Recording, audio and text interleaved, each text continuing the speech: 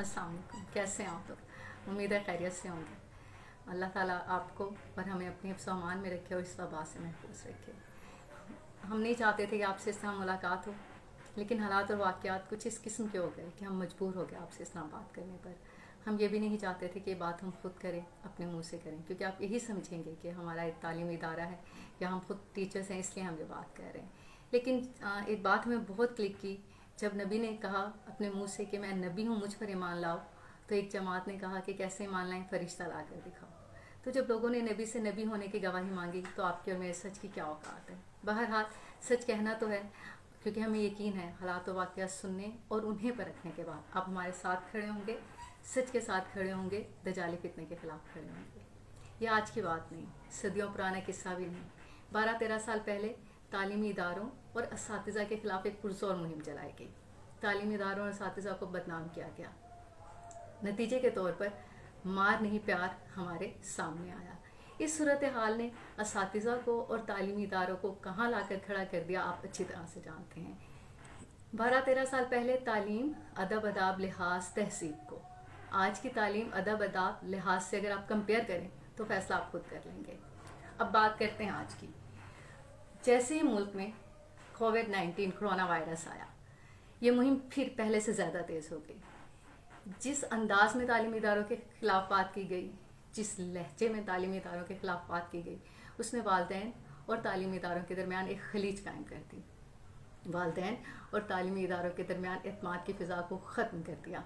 इनके पीछे क्या हक़ाइक़ और क्या मकासद हैं, वो एक कड़वा सच है कि 2% तालीमी इदारे या उम्रा ये नहीं चाहते कि मिडिल क्लास तबके का बच्चा आगे आए।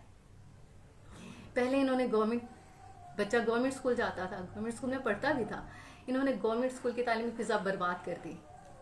फिर बच्चे प्राइवेट स्कूल्स में चले गए और आज ये हालात पैदा हो गए कि मुझे लगता है ये प्राइवेट स्कूल्स भी जल्द बंद हो जाएंगे। ये प्राइवेट स्कूल्स क्या हैं, क्या करते हैं, कैसे चलाते हैं, कौन चलाता है, इस पर बाद में तफसीलन बात करेंगे। पहले मैं एक किस्सा आपसे शेयर करना चाहूँगी। एक वडेरा था, उसका कम्मी भी था। आप लोग जानते हैं वडेरों के कम्मी होते हैं। बाय चांस वडेरे और कम्मी दोनों के बेटों की एज सेम थी। जब बेटा वडेरे का 4-4.5 साल का हुआ तो उसने स्कूल में एडमिशन करवाया। बच्चा रेडी होता, यूनिफॉर्म पहनता, माँ सदके वाली जाती, बाप खुश होता। कम्मी स्कूल छोड़ के आता, स्कूल से लाता, बच्चे में तब्दीली आ रही थी।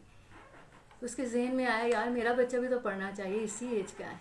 वो वडेरे की टांगे दबाते दबाते वडेरे से कहता है, साहब जी मेरा बच्चा भी स्कूल जाएगा, मैंने सोचा मेरे बच्चे को भी स्कूल भेज दें। वडेरे ने उसे कहा, तुम उसकी फ़ीस दे लोगे? फीसें बहुत ज़्यादा होती हैं। उसने कहा, मेरी सारी तनख्वाह ले लें, मेरा सब कुछ ले लें, मेरा बच्चा स्कूल भेज दें। ये कह के कम्मी घर आके सुकून की नींद सो गया। लेकिन वडेरा नहीं सो सका, वो सारी रात जागता रहा। उसने सोचा कि अगर कम्मी का बेटा भी स्कूल जाएगा तो मेरे बेटे का बस्ता और जूता कौन उठाएगा। गवर्नमेंट स्कूल्स जहाँ बच्चा पढ़ता है, गवर्नमेंट स्कूल में एक बच्चा आपके और मेरे टैक्सों से पढ़ता है, आप और मैं टैक्स पे करते हैं। गवर्नमेंट स्कूल में एक बच्चे पर 8 से 10 हज़ार माहाना खर्चा आता है। ऐसी सूरत हाल में इन गवर्नमेंट स्कूल्स की बिल्डिंग ने ना किराया देना है और ना ही टैक्स देना होता है।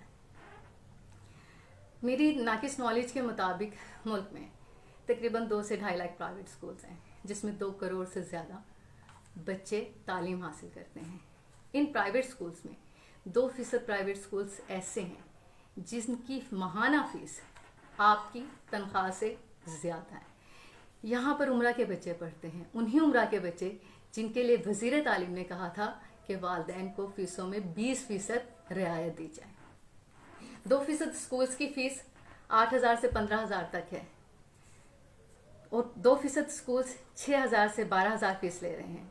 कुछ स्कूल 5,000 से 8,000 फ़ीसें लेते हैं और बाकी 85% स्कूल्स, 85% स्कूल्स जहाँ मिडिल क्लास तबके का बच्चा पढ़ता है, वहाँ 1,000 से 3,000 रुपये तक फ़ीस ली जाती है। इन्हीं स्कूलों में, इन्हीं 85% स्कूलों में 80% बच्चे रियायती फ़ीस पर पढ़ते हैं। वो रियायती फ़ीस क्या होती है? वो रियायती फ़ीस ये है कि वालिदैन आके खुद ये डिसाइड करते हैं कि अभी हम तो तालीमी इदारे की फ़ीस नहीं दे सकते, लेकिन हम इतनी फ़ीस आपको दे सकते हैं। तालीमी इदारे उनसे कॉम्प्रोमाइज़ करते हैं। वो कहते हैं ठीक है, आप जितनी फ़ीस दे सकते हैं उतनी दें, آپ کا بچہ کوالٹی ایجوکیشن حاصل کرے گا.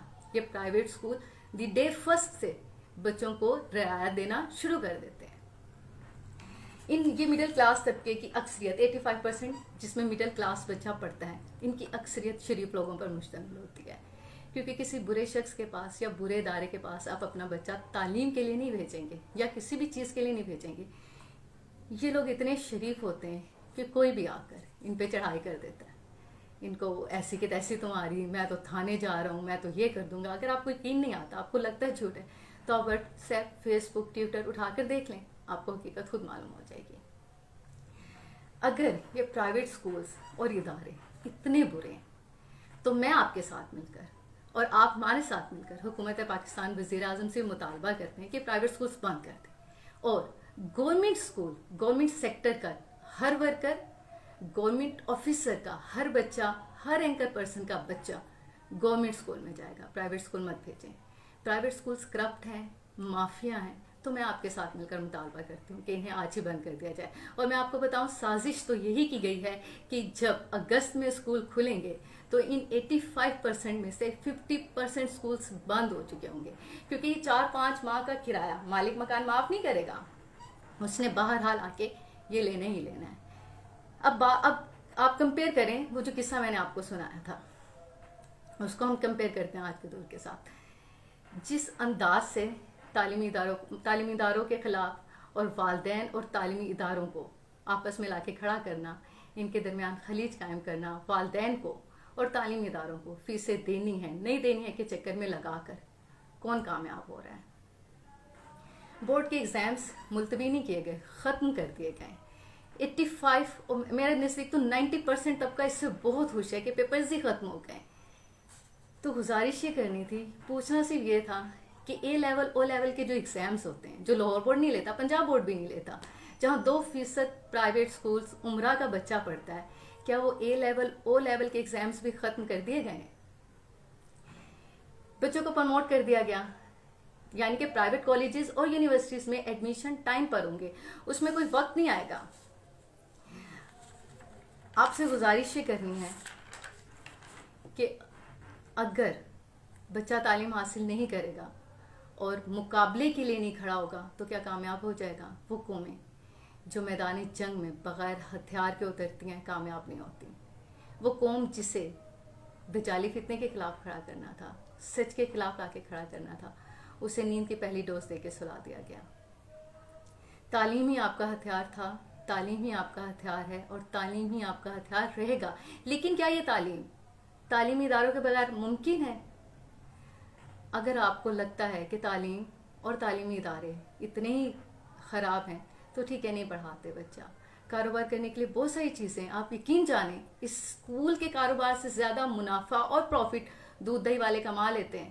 اگر کاروبار ہی کرنا ہوتا نا تو پرائیویٹ اسکولز اور بہت سارے کاروبار کر سکتے ہیں. فیصلہ آپ نے خود کرنا ہے، اختیار آپ کے پاس ہے، سوچنا آپ نے خود ہے. جہاں رہیے خوش رہیے. اللہ حافظ.